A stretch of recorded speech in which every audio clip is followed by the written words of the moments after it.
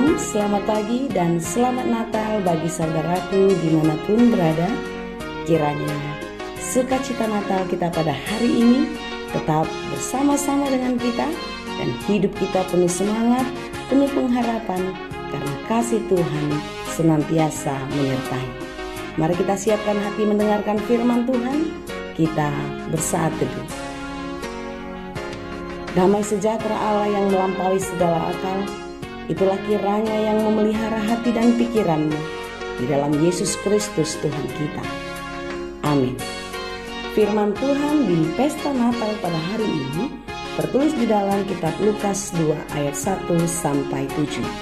Demikianlah dikatakan.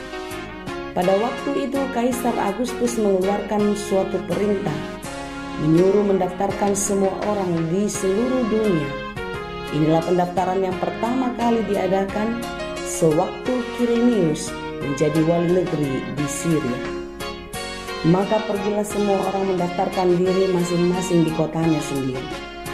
Demikian juga Yusuf pergi dari kota Nazaret di Galilea ke Yudea, kota Daud yang bernama Betlehem, karena ia berasal dari keluarga dan keturunan Daud, supaya didaftarkan bersama-sama dengan Maria tunangannya yang sedang mengandung. Ketika mereka di situ, tibalah waktunya bagi Maria untuk bersalin, dan ia melahirkan seorang anak laki-laki, anaknya yang sulung. Lalu dibungkusnya dengan lampin dan dibaringkannya di dalam palungan, karena tidak ada tempat bagi mereka di rumah penginapan. Demikianlah pembacaan firman Tuhan. Saudara yang dikasihi Tuhan, berita kelahiran Yesus bukanlah suatu berita yang baru bagi kita orang Kristen. Kelahiran Yesus Kristus di Bethlehem adalah berita besar yang terus akan kita yakini bahwasanya kelahirannya adalah menjadi jalan keselamatan bagi hidup kita orang-orang berdosa. Yesus Kristus adalah Mesias yang kedatangannya sudah dinubuatkan dari zaman para nabi. Ketika Maria mengandung dari Roh Kudus, Yusuf tunangannya bukanlah dengan mudah menerima kenyataan ini. Yusuf penuh kebingungan, penuh kekhawatiran, tetapi di dalam kelembutan dan kebaikan hatinya, Yusuf dengan sangat ikhlas menerima semua kenyataan ini kuasa Roh Kudus. Roh Kuduslah yang melembutkan hati Yusuf.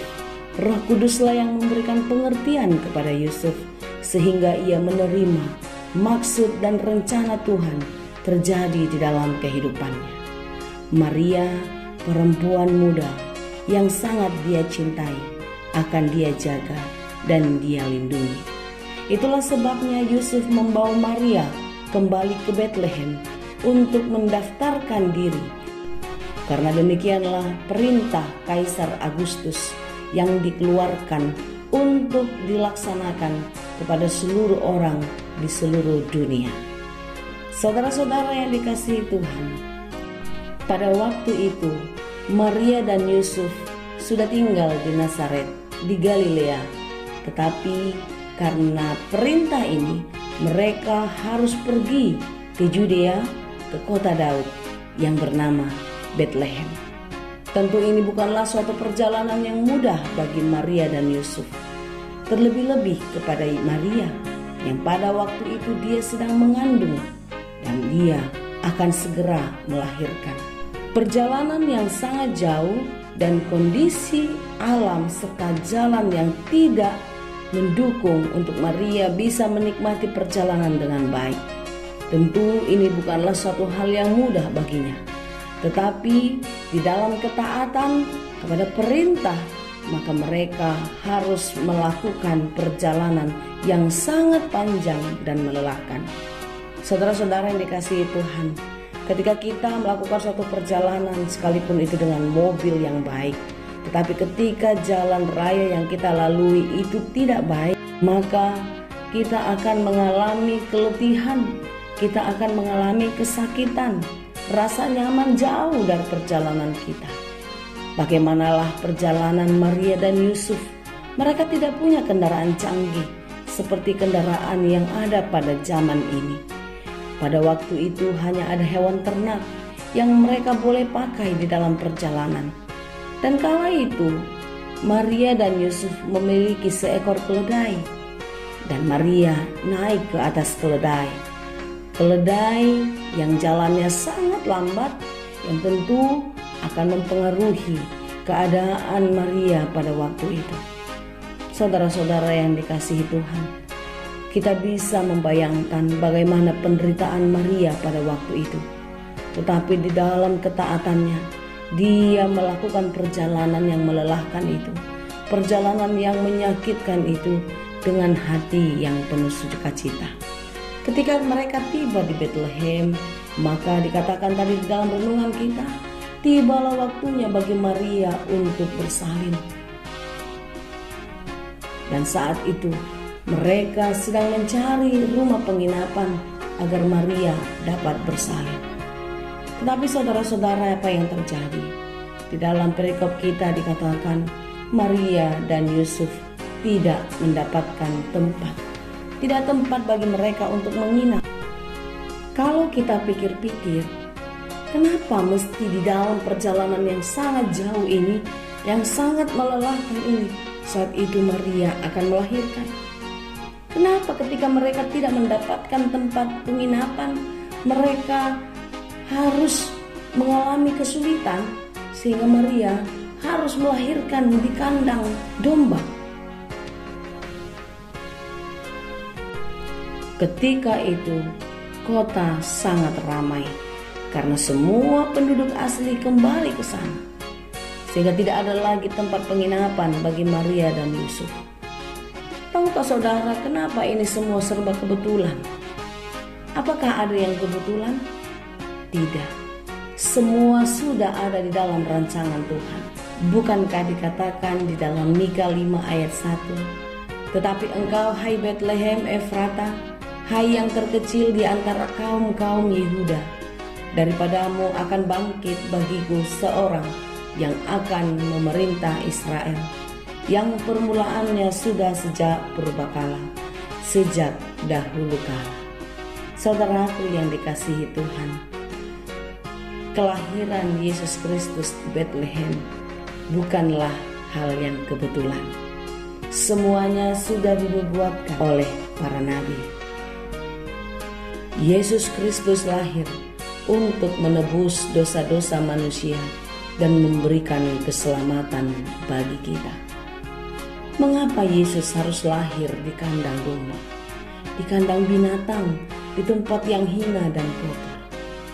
Bukankah dia bisa lahir di istana yang megah, di tempat yang sangat indah? Saudaraku yang dikasihi Tuhan, apa yang tidak bisa dikerjakan oleh Tuhan? Semuanya bisa dia lakukan.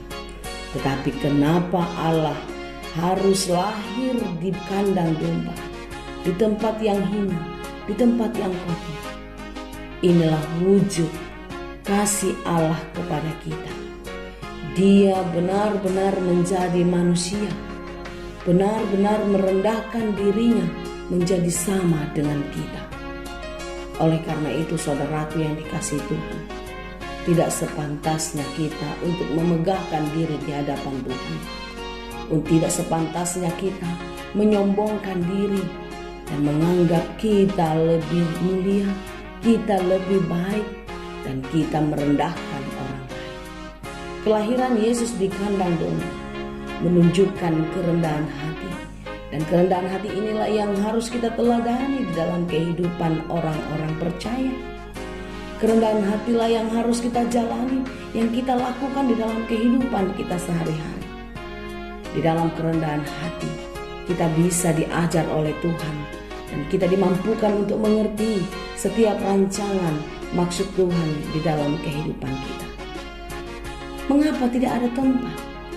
Mengapa pada waktu yang sempit, di situasi kondisi lingkungan keadaan yang sangat ramai?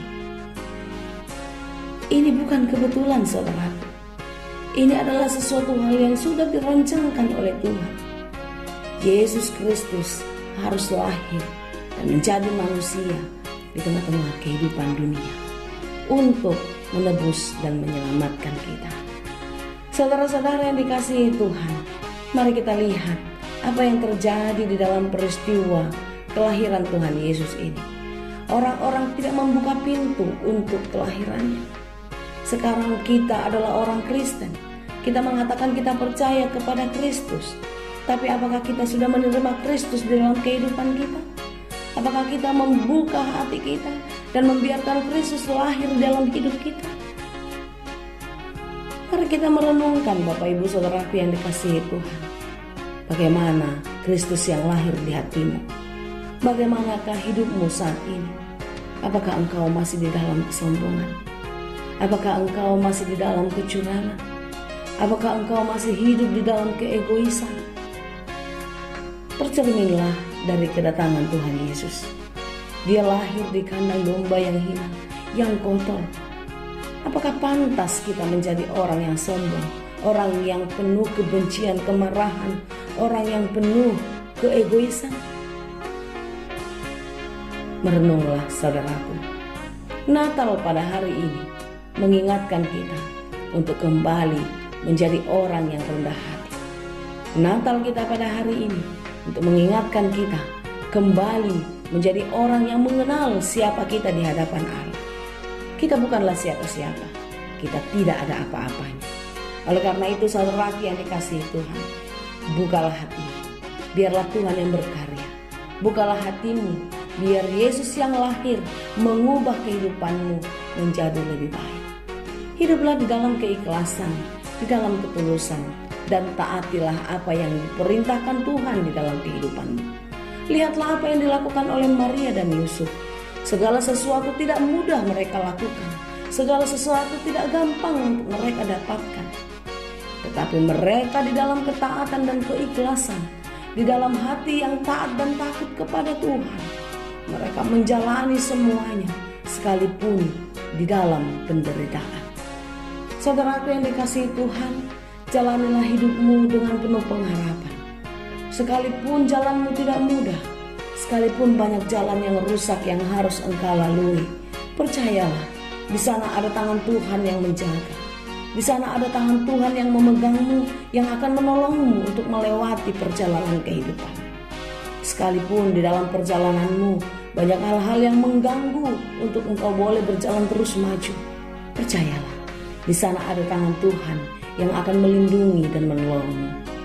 Kuatkan hatimu, teguhkan imanmu, percaya kepada Tuhan, buka hatimu, sambut Dia yang lahir di dunia untuk lahir di dalam kehidupan, agar engkau beroleh kemenangan, agar engkau beroleh keselamatan, keselamatan yang kekal, mahkota kemenangan bagi orang-orang yang dikasihinya. Kasih Kristus menyertai dan memberkatimu senantiasa. Amin. Terima kasih Tuhan untuk firman-Mu hari ini. Biarlah firman Tuhan menguatkan kami, menghibur kami, dan kami tetap berjalan di dalam hati yang taat, hati yang takut akan Tuhan. Biarlah Natal ini mengubah hidup kami menjadi jauh lebih baik dari kehidupan kami sebelumnya.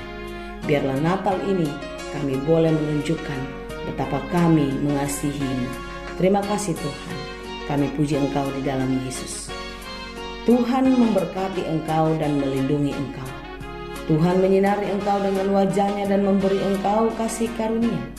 Tuhan menghadapkan wajah-Nya kepadamu dan memberi engkau damai sejahtera.